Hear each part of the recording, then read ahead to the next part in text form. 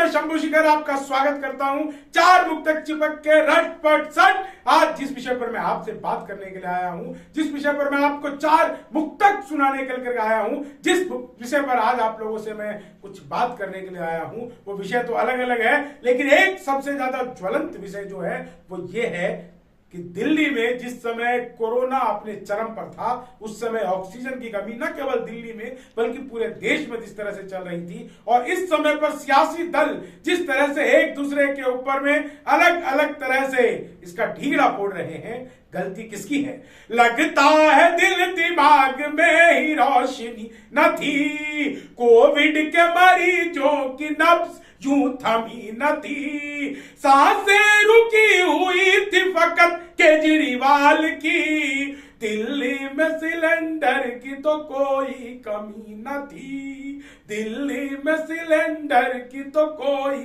कमी न थी। तो दिल्ली में सिलेंडर की कोई कमी तो नहीं थी, लेकिन ये सारा खेल मेल हुआ कैसे?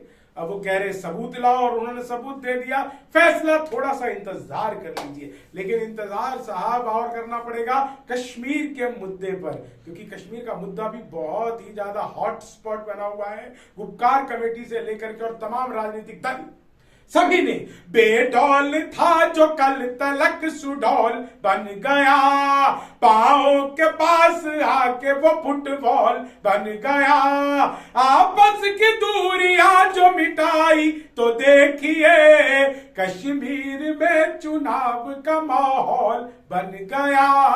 हालांकि आपको पता होना चाहिए कि महबूबा मुफ्ती ने कहा है कि जब तक 370 बहाल है वो चुनाव नहीं लड़ेगी, और उनकी पार्टी अगर जीत भी गई तो वो सीएम नहीं बनेगी। हाँ, अभी भी इनकी जो हैठन है वो जा नहीं रही है, लेकिन साहब चिराग और तेजस्वी आपस में मिल रहे हैं, ऐसे तार आप लोगों के बीच में लगातार सुनने को आ रहे हैं।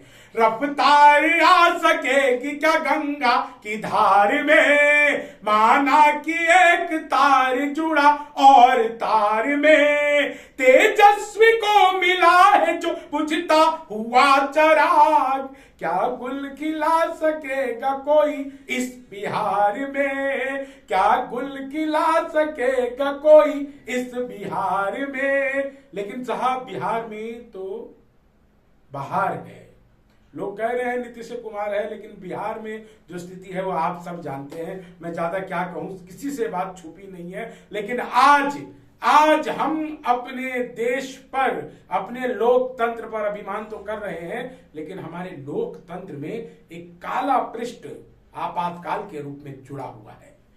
और यह आपातकाल जो है, ये सब जानते हैं, कांग्रेस ने जिस तरह से आवाज को दबाकर, अभिव्यक्ति की स्वतंत्रता को खत्म करके, लोकतंत्र में संविधान की मर्यादा को तार तार करके जिस तरीके से पूरे देश में इमरजेंसी बहाल की थी और बोलने वालों को चुप करा दिया जाता था।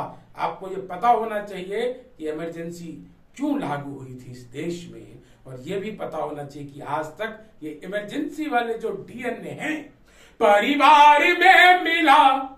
जी हाँ, ये जो डीएनए है परिवार से मिला, वो विरासत नहीं गई, मन से भी राजशाही सियासत नहीं गई, आपातकाल तो भले चला गया है, पर आपातकाल वाली ये आदत नहीं गई। आज भी राजसी तरीके से भोगते हैं अपने आप को कांग्रेस के तमाम आला कमान। हालांकि इनका बंद है ताला कमान, लेकिन साहब देश को यह जानना चाहिए कि देश जिस अभिव्यक्ति की स्वतंत्रता की आज दुहाई दे रहा है, दरअसल आपातकाल में देश में हुआ क्या था। यह प्रश्न आप लोगों के बीच में छोड़कर मैं जा रहा हूं। तब तक अपना ध्यान रखिए, कोरोना अभी गया नहीं है, 2 गज की दूरी, मास्क बहुत है जरूरी, वैक्सीनेशन जरूर करवाइए अपने समय आने पर, और जी हाँ, थोड़ा सा संयम रखिए, राजनीति की उठापटक देखते रहिए, अपने विवेक को जागृत रखिए। धन्यवाद, जय हिंद, वंदे मातरम। कमेंट कर देना, सब्सक्राइब कर देना, लाइक कर देना।